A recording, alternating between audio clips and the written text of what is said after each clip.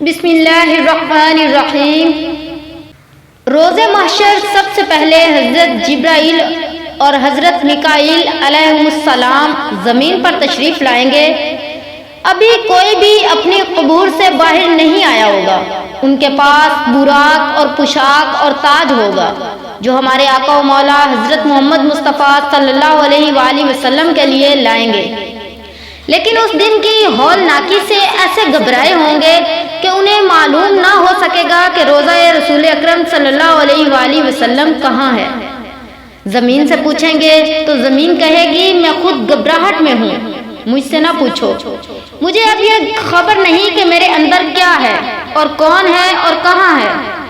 جبرائیل علیہ السلام مشرق و مغرب کا کونا کونا چھان ڈالیں گے لیکن کچھ معلوم نہ ہو سکے گا۔ اچانک دیکھیں گے کہ خواب گاہ رسول صلی اللہ علیہ وآلہ وسلم سے انوار چمک رہے ہیں۔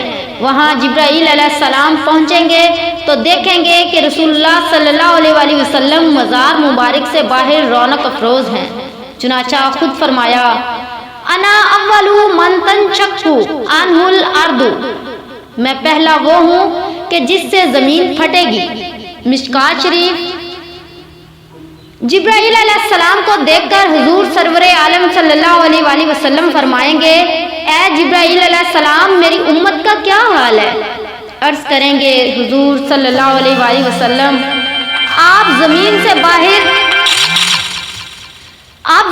باہر ہیں اور وہ ابھی زمین میں ہیں۔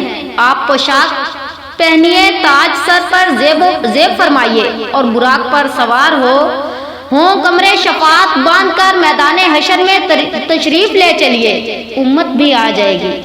حضور سرور کونین صلی اللہ علیہ وآلہ وسلم میدان حشر میں پہنچتے ہی سر بسجود ہو جائیں گے، اللہ تعالیٰ کے حمد و ثنا کریں گے۔ حق سے ندا آئے گی اے حبیب صلی اللہ علیہ وآلہ وسلم آج کا دن خدمت یعنی عبادت کا نہیں بلکہ عطا و نعمت کا دن ہے، سجود کا دن نہیں سخا و وجود کا دن ہے۔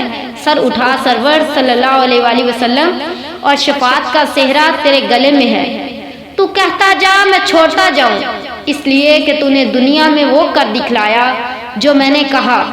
آج ہم آپ کو وہی دیں گے جو آپ چاہیں گے، تجھے تیرا رب وہ دے گا کہ تو راضی ہو جائے گا۔ تفسیر روح البیان۔